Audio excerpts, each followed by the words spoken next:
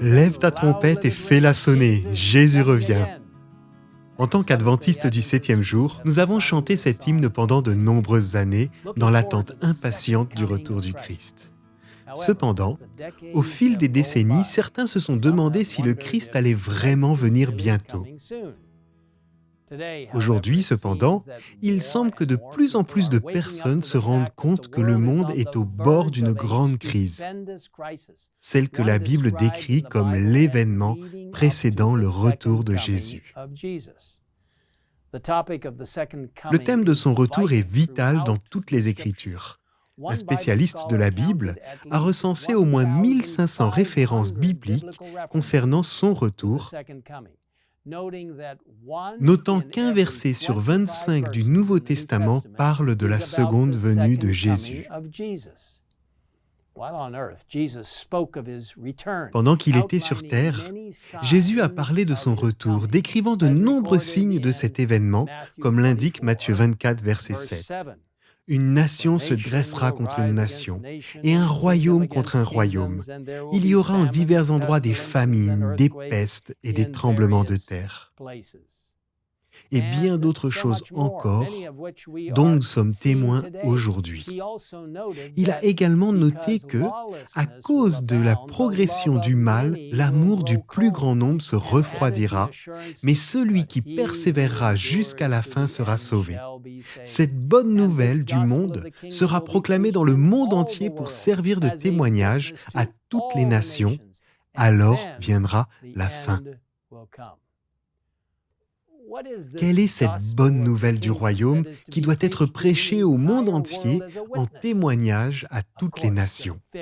Bien sûr, le cœur même de l'Évangile est Jésus-Christ, notre Créateur, Sauveur, Rédempteur et meilleur ami. Sa mort sur la croix signifie tout pour nous. Par son précieux et incommensurable sacrifice, il a permis à tous d'être sauvés.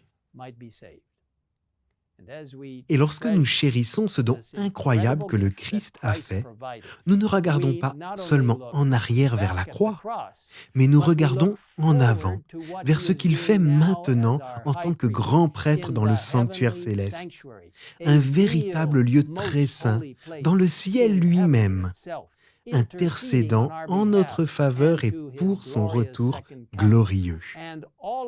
Et tout cela fait partie de l'évangile du royaume, l'évangile éternel de Jésus-Christ. Dans le livre de l'Apocalypse, au chapitre 14, nous lisons comment ce message évangélique est donné juste avant le retour du Christ. Je vis ensuite un autre ange voler en haut dans le ciel.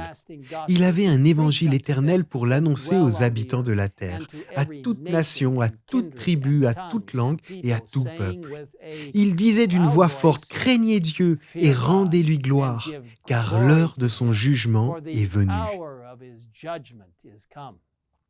En commentant ce passage, Ellen White écrit dans les Paraboles pour Jésus ce qui suit. Dans la prophétie, cette mise en garde à propos du jugement et le message qui l'accompagne sont suivis de l'apparition du Fils de l'homme sur les nuées des cieux. La proclamation du jugement constitue l'annonce de la proximité de la venue du Seigneur. Or, cette proclamation est appelée Évangile éternel. La prédication relative au retour imminent du Christ constitue donc une partie essentielle du message évangélique. Réfléchissons un instant. Partager le retour imminent du Christ est une partie essentielle du message évangélique.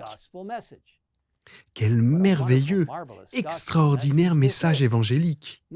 Non seulement Jésus nous a créés, nous a rachetés sur la croix, nous a justifiés et sanctifiés par sa puissance et sa justice, mais il reviendra bientôt, très bientôt, pour nous ramener à la maison. Mes amis, en regardant autour de nous, je pense qu'il est clair que son apparition est imminente. L'apôtre Pierre nous assure, en effet, ce n'est pas en suivant des fables habilement conçues que nous vous avons fait connaître la puissante venue de notre Seigneur Jésus-Christ, mais c'est après avoir vu sa majesté de nos propres yeux. Il poursuit en écrivant « Et nous considérons comme d'autant plus certaine la parole des prophètes. Vous faites bien de lui prêter attention comme à une lampe qui brille dans un lieu obscur, jusqu'à ce que le jour commence à poindre et que l'étoile du matin se lève dans votre cœur. » Mes amis, le moment est venu d'étudier les Écritures, en particulier les prophéties, notamment Daniel et l'Apocalypse, comme jamais auparavant. C'est le moment de lire ou de relire ce livre étonnant qu'est la tragédie des siècles. Avec mon épouse Nancy, nous sommes en train de lire certains des derniers chapitres de la tragédie des siècles. C'est le moment, maintenant, plus que jamais, de partager l'Évangile éternel en parlant au monde de l'espoir du retour du Christ. Quel message, quel Dieu, quelle opportunité! Par la grâce de Dieu, impliquez-vous et dites « Oui Seigneur, je vais partager ce message ». Prions. Père Céleste, viens près de nous alors que nous nous soumettons à toi en ces temps très incertains et imprévisibles. Encourage-nous alors que nous nous enracinons dans la parole de Dieu en étudiant la parole vivante qu'est Jésus-Christ. Bénis-nous alors que nous étudions l'esprit de la prophétie et que nous comprenons les enseignements qui nous sont destinés dans tant de domaines de la vie. Bénis-nous alors que nous nous engageons dans une prière sincère et Seigneur, guide-nous alors que nous témoignons pour toi. Nous avons hâte de te voir arriver. Remplis-nous de l'espoir de voir Jésus bientôt. Nous te remercions de nous avoir entendus. Au nom de notre Créateur, Rédempteur, notre meilleur ami et Roi Jésus-Christ qui reviendra bientôt. Amen. Amen.